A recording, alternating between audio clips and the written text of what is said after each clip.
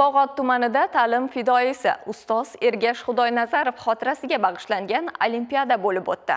Unda umumta'lim maktablarining 7-11 sinf o'quvchilari matematika fanidan o'zaro kuch sinashdi. Mavzu tafsiloti muxbirimiz lavhasida. Ergash Xudoynazarov hayot bo'lganlarida 66-bahorni qarshilagan bo'lar edi. U 1981-yilda hozirgi O'zbekiston Milliy universitetini tamomlab, dastlab Xorazm viloyati Kibernetika ilmiy ishlab chiqarish instituti Urganch filialida muhandis dasturchi lavozimida ishlagan. 1984-1990-yillarda Bog'ot tumanidagi 3-son maktabda informatika fani o'qituvchisi, keyin tumandagi 3-son ayrim fanlar chuqur o'rganiladigan ixtisoslashtirilgan maktab internatining informatika fani o'qituvchisi.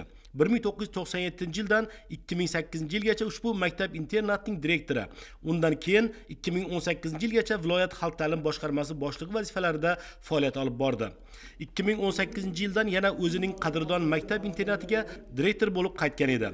U qayerda ishlamasin, fidoyiligi, mehnatsevarligi bilan jamoadoshlari orasida mehr qozondi. Xotira va qadrlash kuni oldidan viloyat maktabgacha va maktab ta'lim boshqarmasi tashabbusi bilan Ergash Xudoynazarov xotirasiga bag'ishlangan fan olimpiadasi o'tkazildi. Olimpiadaning maktab, tuman va shahar bosqichidan saralab olingan 200 nafarga yaqin o'quvchi Bog'ot tumanidagi 3-son ayrim fanlar chuqur o'qitiladigan sinflari mavjud umumiy o'rta ta'lim maktab internatiga jam bo'lishdi. Olimpiadaning ochilish tadbirida so'z olganlar Ergash Xudaynazarovni xotirlab, uning oliyjanob fazilatlari, haqiqiy ta'lim fidoyisi bo'lganligini e'tirof etishdi. Tadbirda onlayn ishtirok etgan poytaxtlik professor olimlar, kursdosh do'stlari ham ajoyib fikrlar bildirib, bu tadbirni tashkil qilgan tashabbuskorlarga minnatdorlik so'zlarini izhor qilishdi. Ergash akam ajoyib inson. Ablona mudir bo'lganlardan keyin qaysi tumanga boradigan bo'lsalar, o'sha tumandagi faxriy ustozlarni eslab o'tar edilar. Qadimkilarda bir gap bor. Eslasang, seni ham eslashadi deb. Mana biz bugun shu Ergash akamni eslab turibmiz.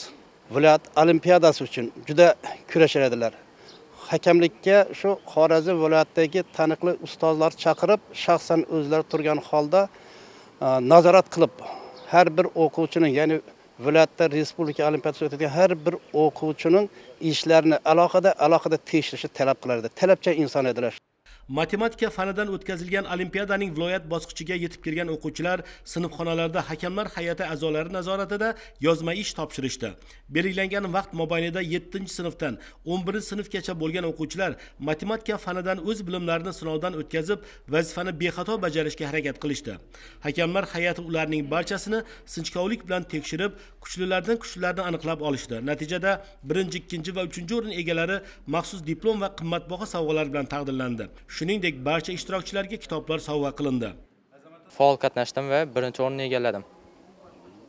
Men shu matematikaga juda ham qiziqaman va Milliy universitetga topshirmoqchiman. Xorazm bu azaldan matematiklar yurti va shuning uchun ham men Xorazmda olim bo'lmoqchiman. Butun dunyoga Xorazm tanitmoqchiman.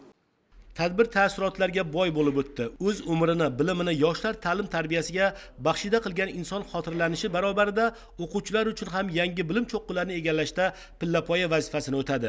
Tashkilotchilar ushbu fan olimpiadasini har yili an'anaviy tarzda davom ettirishga kelishib olishdi.